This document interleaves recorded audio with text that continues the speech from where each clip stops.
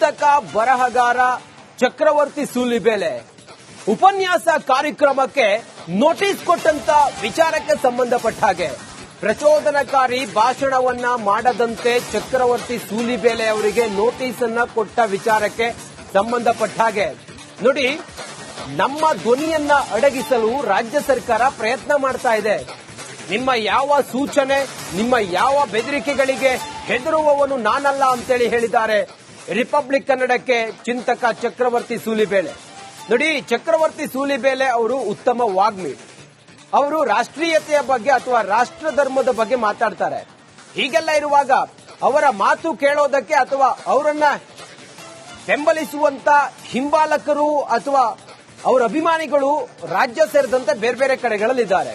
ಹಾಗಾಗಿ ಅವರ ಮಾತನ್ನ ಆಲಿಸಬೇಕು ಅಂತ ಹೇಳಿ ಬಹುತೇಕ ಜನ ಕೇಳ್ತಾ ಇರ್ತಾರೆ. ಆ ಕಾರ್ಯಕ್ರಮವನ್ನ ಕುಂದಾಪುರದಲ್ಲಿ ಆಯೋಜನೆ ಮಾಡಲಾಗಿತ್ತು. ಚಕ್ರವರ್ತಿ ಸೂಲಿಬೇಲೆ ಅವರ ಉಪನ್ಯಾಸ ಕಾರ್ಯಕ್ರಮ. ಈ ಕಾರ್ಯಕ್ರಮಕ್ಕೆ ನೀವು ಹೋಗಬಾರ್ದು, ನೀವಲ್ಲಿ ಪ್ರಚೋದನಕಾರಿಯಾಗಿ ಯಾವುದೇ ಮಾತುಗಳನ್ನು ಆಡಬಾರ್ದು ಅಂತ ಹೇಳಿ ಅವರಿಗೆ ನೋಟಿಸ್ ಅನ್ನ ಕೊಟ್ಟಿದ್ರು. ಆ ನೋಟಿಸ್ನ ಪ್ರತಿ ನಮ್ಮ ಹತ್ರ ಇದೆ. ಅದ ದೃಶ್ಯವನ್ನ ತಾವು ನೋಡ್ತಾ ಇದ್ದೀರಿ. ಆ ನೋಟಿಸ್ ನಲ್ಲಿ ಯಾವ ಲೈನ್ ನಲ್ಲಿ ಯಾವ ಪ್ಯಾರಾದಲ್ಲಿ ಏನ್ ಹೇಳಿದ್ರು ಅನ್ನೋದನ್ನ ಮಾರ್ಕ್ ಮಾಡಿ ತೋರಿಸ್ತಾ ಇದ್ದೀವಿ. ನೋಡಿ, ಈಗ ಚಕ್ರವರ್ತಿ ಸೂಲಿಬೇಲೆ ಅವರು ತಮ್ಮ ಮೇಲೆ ಈ ರೀತಿ ಬೆದರಿಕೆ ಅಥವಾ ನಾನ್ ಮಾತಾಡಬಾರ್ದು ಅಂತ ಹೇಳಿ ನನ್ನ ಬಾಯಿ ಮುಚ್ಚಿಸ್ತಾ ಇರುವಂತ ಈ ಸರ್ಕಾರದ ಈ ನಡೆ ಅನ್ನೋದ್ರ ಬಗ್ಗೆ ರಿಪಬ್ಲಿಕ್ ಕನ್ನಡದ ಜೊತೆಗೆ ಎಕ್ಸ್ಕ್ಲೂಸಿವ್ ಆಗಿ ಚಕ್ರವರ್ತಿ ಸೂಲಿಬೇಲೆ, ಚಿಂತಕ ಉಪನ್ಯಾಸಕ ಚಕ್ರವರ್ತಿ ಸೂಲಿಬೇಲೆ ಅವರು ಉಪನ್ಯಾಸವನ್ನು ಮಾಡೋದಕ್ಕೆ ಹೋಗೋರಿದ್ರು. ಸರ್ಕಾರ ಸೂಚನೆ ಕೊಟ್ಟಿತ್ತು. ಈಗ ಅದಕ್ಕೆ ಅವರು ಪ್ರತಿಕ್ರಿಯೆ ಕೊಟ್ಟಿದ್ದಾರೆ. ಬನ್ನಿ ನೋಡೋಣ. ವಾಗ್ಮಿ ಚಕ್ರವರ್ತಿ ಸೂಲಿಬೇಲೆ ಅವರ ಜೊತೆಲಿದ್ದೀನಿ. ಸರ್, ಈಗ ಸರ್ಕಾರ ಕಳೆದ ಕೆಲ ದಿನಗಳ ಹಿಂದೆ ರಿಪೋರ್ಟ್ ಅನ್ನ ತರಿಸ್ಕೊಳ್ತು. ಇವತ್ತು ಮತ್ತೊಂದು ಹೊಸ ನೋಟಿಸ್ ಅನ್ನ ಕೊಟ್ಟಿದೆ. ಅಲ್ಲಿಗೆ ಚಕ್ರವರ್ತಿ ಸೂಲಿಬೇಲೆ ಅವರ ವಿರುದ್ಧ ಇರುವ ಆಕ್ರೋಶವೋ ಅವರ ಮೇಲಿರುವ ಪ್ರೀತಿಯೋ ಪ್ರಚೋದನಾತ್ಮಕಾರಿಯಾದಂತಹ ಭಾಷಣ ಮಾಡಬಾರದು ಅಂತ ಉಲ್ಲೇಖ ಮಾಡಿದ್ದಾರೆ. ಏನ್ ಉದ್ದೇಶ? ನನಗೆ ಪ್ರಚೋದನಾಕಾರಿ ಭಾಷಣ ಮಾಡಬಾರದು ಅಂತ ಹೇಳಿ ಉಲ್ಲೇಖ ಮಾಡೋದು ಬಹಳ ಹೊಸತೇನೂ ಅಲ್ಲ. ಪ್ರತಿ ಬಾರಿ ಪೊಲೀಸರು ಒಂದು ನೋಟಿಸ್ ಕೊಡ್ತಾರೆ, ಅದು ಸ್ಥಳೀಯರನ್ನ ಕರೆದು ಹೆದರಿಸುವಂತ ಒಂದು ಉಪಾಯ ಅವರದ್ದು. ಬಟ್ ನಂದು ಇದುವರೆಗೂ ಯಾವತ್ತೂ ಪ್ರಚೋದನಕಾರಿ ಭಾಷಣ ಇಲ್ಲ. ನಾನು ಎಲ್ಲೇ ಮಾತಾಡಿದ್ರು ಹಿಸ್ಟ್ರಿಯ ಪಾಯಿಂಟ್ಗಳನ್ನು ತಗೋತೀನಿ, ಯಾವ ಇತಿಹಾಸಕಾರ ಏನ್ ಹೇಳಿದ ಅನ್ನೋದನ್ನ ಮುಂದುವರಿಸ್ತೀನಿ. ಹೀಗಾಗಿ ಅವ್ರು ಎಲ್ಲೂ ಕೂಡ ಅದನ್ನ ತಪ್ಪು ಸರಿ ಅಂತ ಹೇಳುವಂತ ಒಂದು ಚೌಕಟ್ಟಿನಲ್ಲಿ ಅದನ್ನ ಇಡ್ಲಿಕ್ಕೆ ಸಾಧ್ಯ ಇಲ್ಲ. ಇದು ಒಂದನೇದು. ಇನ್ನು ಎರಡನೇದು, ಈ ಬಾರಿ ನನಗೆ ಅವ್ರು ಕೊಟ್ಟಿರುವಂತ ನೋಟಿಸ್ ನ ವಿಶೇಷ ಏನು ಅಂತಂದ್ರೆ, ಆ ನೋಟಿಸ್ ನಲ್ಲಿ ಹೇಳಿದ್ದಾರೆ, ನೀವು ಇಲ್ಲಿ ಟಾಪಿಕ್ ನ ಮೇಲೆ ಮಾತನಾಡಬೇಕೇ ಹೊರತು ರಾಜಕೀಯ ಮಾತನಾಡಬಾರದು, ಆಮೇಲೆ ಯಾವುದೇ ರಾಜಕೀಯ ವ್ಯಕ್ತಿಗಳ ಕುರಿತಂತೆ ಮಾತನಾಡಬಾರದು ಅಂತ. ನಂಗೆ ಆಶ್ಚರ್ಯ, ಇದು ಕರ್ನಾಟಕದಲ್ಲಿ ಹೀಗೊಂದು ಹೊಸ ರೂಲ್ ಬಂದಿದೆಯೋ ಅಥವಾ ದೇಶದಲ್ಲೇ ರೂಲ್ ಬಂದಿದೆಯೋ, ರಾಜಕೀಯದ ಬಗ್ಗೆ ಯಾರು ಮಾತನಾಡಬಾರದು ಅನ್ನುವಂತ ಒಂದು ಅಘೋಷಿತ ನಿಯಮವನ್ನ ಎಲ್ಲಿಂದ ತಗೊಂಡ್ ಬಂದ್ರು ಅನ್ನುವಂತ ಪ್ರಶ್ನೆಗೆ ನಾನು ಪೊಲೀಸರಿಗೆ ಉತ್ತರ ಕೇಳಿದ್ದೀನಿ. ನೀವೇ ಒಂದು ಉತ್ತರ ಕೊಡಿ, ರಾಜಕೀಯ ಮಾತನಾಡಬಾರದು ಅಂತ ನನಗೆ ರಿಸ್ಟ್ರಿಕ್ಷನ್ ಹಾಕಿದ್ದೀರಾ? ಅಥವಾ ತೇಜೋವಧೆ ಅನ್ನೋದು ನಿಮ್ಮ ಬಗ್ಗೆ ನಿಮ್ಮ ವಿಚಾರ ಏನು? ನಾನು ಯಾವುದೇ ವ್ಯಕ್ತಿಯ ಬಗ್ಗೆ ಏನಾದರೂ ಹೇಳಿದ್ರೆ, ಅವ್ರ ಕುರಿತಂತೆ ಏನಾದರೂ ಮಾತನಾಡಿದ್ರೆ ಅದು ತೇಜೋವಧೆ ಆಗುತ್ತಾ? ದಿನ ಬೆಳಗ್ಗೆ ಆದ್ರೆ ಕೇರಳ ಕಾಂಗ್ರೆಸ್ಸಿನ ಹ್ಯಾಂಡಲ್ ನಿಂದ ನರೇಂದ್ರ ಮೋದಿ ಅವರ ಕುರಿತಂತೆ ಎಷ್ಟು ಅತ್ಯಂತ ಕೆಟ್ಟದ್ದಾಗಿರುವಂತಹ ಟ್ವೀಟ್ ಅನ್ನು ಮಾಡುವಂತ ಕಾಂಗ್ರೆಸ್ಸಿಗೆ ಮತ್ತು ಅದರ ಸರ್ಕಾರ ಇರುವಂತಹ ಕರ್ನಾಟಕದಲ್ಲಿ ಪೊಲೀಸರು ಮತ್ತೊಬ್ಬರ ವಧೆ ಮಾಡಬಾರದು ರಾಜಕೀಯ ನಾಯಕರದು ಅಂತ ಹೇಳ್ತಾರೆ ಅಂತಂದ್ರೆ, ನಾನು ಅದನ್ನ ನಿರ್ಲಜ್ಜತೆ ಅಂತ ಕರಿತೀನಿ ಅಥವಾ ಹೆದರಿಕೆ ಅಂತ ಕರಿತೀನಿ. ನೀವು ಈ ಹಂತಕ್ಕೆ ಬಂದ್ಬಿಟ್ಟಿದ್ದೀರಾ. ಒಟ್ಟಾರೆ ದುರಂತದ ಸಂಗತಿ. ಇನ್ನೂ ಹೆಚ್ಚಿನ ಸಂಗತಿ ಏನು ಅಂತಂದ್ರೆ, ಕರ್ನಾಟಕದ ವಿಚಾರಕ್ಕೆ ಬಂದಾಗ NSUI ನವರು ಕಾಂಗ್ರೆಸ್ನ ಅಲ್ಲಿನ ತರುಣ ಮುಖಂಡರು ಹೋಗಿ ಒಂದು ಲೆಟರ್ ಕೊಟ್ಟಿದ್ದಾರೆ, ಚಕ್ರವರ್ತಿ ಸೂಲಿಬೇಲೆಯನ್ನ ಕುಂದಾಪುರಕ್ಕೆ ಬರ್ಲಿಕ್ಕೆ ಬಿಡಬಾರದು ಅಂತ. ಅಂದ್ರೆ ಇದು ಅಘೋಷಿತವಾಗಿ ಗಡೀಪಾರು ಮಾಡಬೇಕು ಅಂತ ನೀವೇನಿದ್ರು ಎಲ್ಲಾ ಜಿಲ್ಲೆಗಳಲ್ಲೂ ಹೀಗೆ ಹೋಗಿ ಪೊಲೀಸರ ಹತ್ರ ನೀವು ಹೇಳಿಸಿ ನೀವು ನಾನು ಬರದೇ ಇರೋದನ್ನ ತಡಿಬೇಕು ಅಂತ ಪ್ರಯತ್ನ ಮಾಡ್ತಿದ್ದೀರಾ. ಬಟ್ ನಾನು ಹೋಗ್ತೀನಿ. ನಾಳೆ ಆ ಕಾರ್ಯಕ್ರಮದಲ್ಲಿ ನಾನು ಇರ್ತೀನಿ. ನಮಗೆ ಬಾಬಾ ಸಾಹೇಬ್ ಒಬ್ಬರೇ ದಿಕ್ಕು, ನಮಗೆ ಇನ್ಯಾವುದೂ ಇಲ್ಲ, ನಮ್ಗೆ ಅಧಿಕಾರ ಇಲ್ಲ, ಹಣ ಇಲ್ಲ, ಇನ್ಯಾವ ಬೆಂಬಲವೂ ಇಲ್ಲ. ಇರೋದು ಒಂದೇ ಒಂದು ಬೆಂಬಲ ಅಂತಂದ್ರೆ ಅದು ಬಾಬಾ ಸಾಹೇಬ್ರ ಸಂವಿಧಾನದ ಬೆಂಬಲ. ಅದನ್ನೇ ಆಧಾರವಾಗಿ ಇಟ್ಕೊಂಡು ಏನ್ ಮಾತಾಡಬೇಕು ಅದನ್ನ ಮಾತಾಡ್ತೀನಿ. ಮಾತಾಡಿದ ನಂತರ ಅವ್ರು ಏನ್ ಮಾಡ್ತಾರೋ ಅದಕ್ಕೂ ಬಾಬಾ ಸಾಹೇಬ್ರನ್ನೇ ಮುಂದಿಟ್ಕೊಂಡು ಕೋರ್ಟಿಗೆ ಹೋಗ್ತೀನಿ.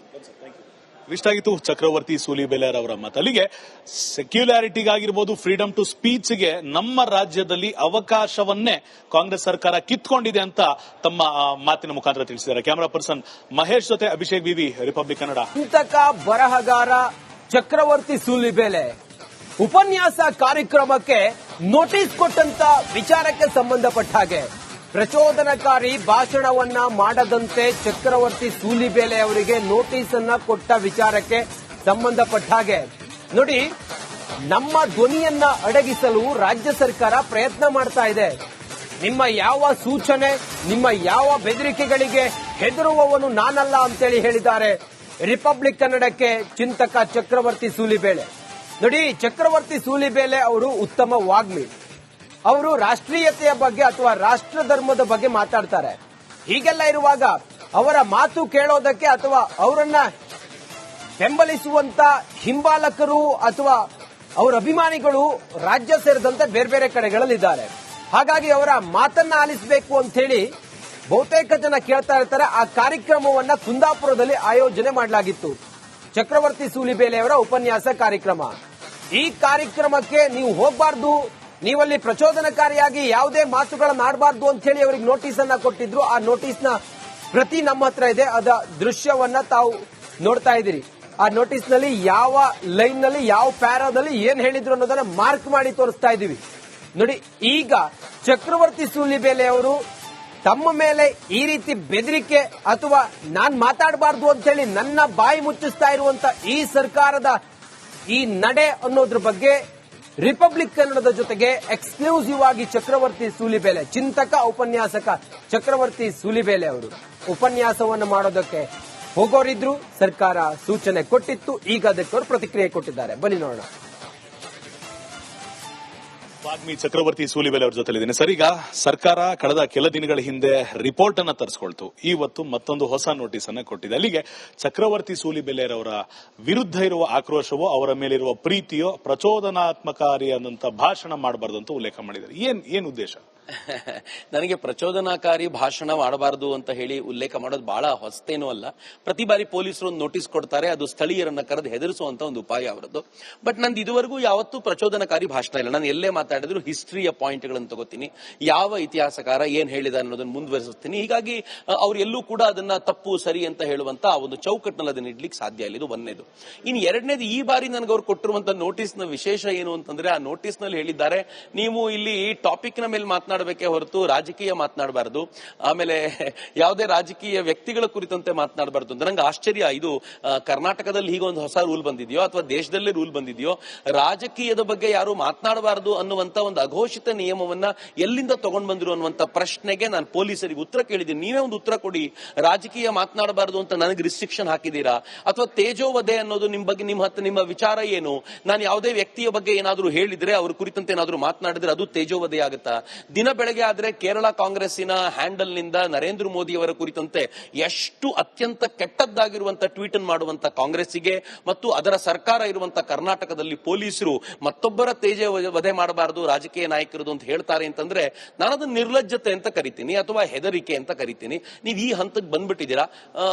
ಒಟ್ಟಾರೆ ದುರಂತದ ಸಂಗತಿ. ಇನ್ನೂ ಹೆಚ್ಚಿನ ಸಂಗತಿ ಏನು ಅಂತಂದ್ರೆ, ಕರ್ನಾಟಕದ ವಿಚಾರಕ್ಕೆ ಬಂದಾಗ NSUI ನವರು ಕಾಂಗ್ರೆಸ್ನ ಅಲ್ಲಿನ ತರುಣ ಮುಖಂಡರು ಹೋಗಿ ಒಂದು ಲೆಟರ್ ಕೊಟ್ಟಿದ್ದಾರೆ, ಚಕ್ರವರ್ತಿ ಸೂಲಿಬೇಲೆನ ಕುಂದಾಪುರಕ್ಕೆ ಬರ್ಲಿಕ್ಕೆ ಬಿಡಬಾರದು ಅಂತ. ಅಂದ್ರೆ ಇದು ಅಘೋಷಿತವಾಗಿ ಗಡೀಪಾರ್ ಮಾಡಬೇಕು ಅಂತ ನೀವೇನಿದ್ರು ಎಲ್ಲಾ ಜಿಲ್ಲೆಗಳಲ್ಲೂ ಹೀಗೆ ಹೋಗಿ ಪೊಲೀಸರ ಹತ್ರ ನೀವು ಹೇಳಿಸಿ ನೀವು ನಾನು ಬರದೇ ಇರೋದನ್ನ ತಡಿಬೇಕು ಅಂತ ಪ್ರಯತ್ನ ಮಾಡ್ತಿದ್ದೀರಾ. ಬಟ್ ನಾನು ಹೋಗ್ತೀನಿ. ನಾಳೆ ಆ ಕಾರ್ಯಕ್ರಮದಲ್ಲಿ ನಾನು ಇರ್ತೀನಿ. ನಮಗೆ ಬಾಬಾ ಸಾಹೇಬ್ ಒಬ್ಬರೇ ದಿಕ್ಕು, ನಮ್ಗೆ ಇನ್ಯಾವುದೂ ಇಲ್ಲ, ನಮ್ಗೆ ಅಧಿಕಾರ ಇಲ್ಲ, ಹಣ ಇಲ್ಲ, ಇನ್ಯಾವ ಬೆಂಬಲವೂ ಇಲ್ಲ. ಇರೋದು ಒಂದೇ ಒಂದು ಬೆಂಬಲ ಅಂತಂದ್ರೆ ಅದು ಬಾಬಾ ಸಾಹೇಬ್ರ ಸಂವಿಧಾನದ ಬೆಂಬಲ. ಅದನ್ನೇ ಆಧಾರವಾಗಿ ಇಟ್ಕೊಂಡು ಏನ್ ಮಾತಾಡಬೇಕು ಅದನ್ನ ಮಾತಾಡ್ತೀನಿ. ಮಾತಾಡಿದ ನಂತರ ಅವ್ರು ಏನ್ ಮಾಡ್ತಾರೋ ಅದಕ್ಕೂ ಬಾಬಾ ಸಾಹೇಬರನ್ನೇ ಮುಂದಿಟ್ಕೊಂಡು ಕೋರ್ಟಿಗೆ ಹೋಗ್ತೀನಿ. ಇಷ್ಟಾಗಿತ್ತು ಚಕ್ರವರ್ತಿ ಸೂಲಿಬೇಲೆ ಅವರ ಮಾತು. ಅಲ್ಲಿಗೆ ಸೆಕ್ಯುಲಾರಿಟಿಗಾಗಿರ್ಬೋದು, ಫ್ರೀಡಮ್ ಟು ಸ್ಪೀಚ್ಗೆ ನಮ್ಮ ರಾಜ್ಯದಲ್ಲಿ ಅವಕಾಶವನ್ನೇ ಕಾಂಗ್ರೆಸ್ ಸರ್ಕಾರ ಕಿತ್ಕೊಂಡಿದೆ ಅಂತ ತಮ್ಮ ಮಾತಿನ ಮುಖಾಂತರ ತಿಳಿಸಿದ್ದಾರೆ. ಕ್ಯಾಮರಾ ಪರ್ಸನ್ ಮಹೇಶ್ ಜೊತೆ ಅಭಿಷೇಕ್ ವಿವಿ, ರಿಪಬ್ಲಿಕ್ ಕನ್ನಡ.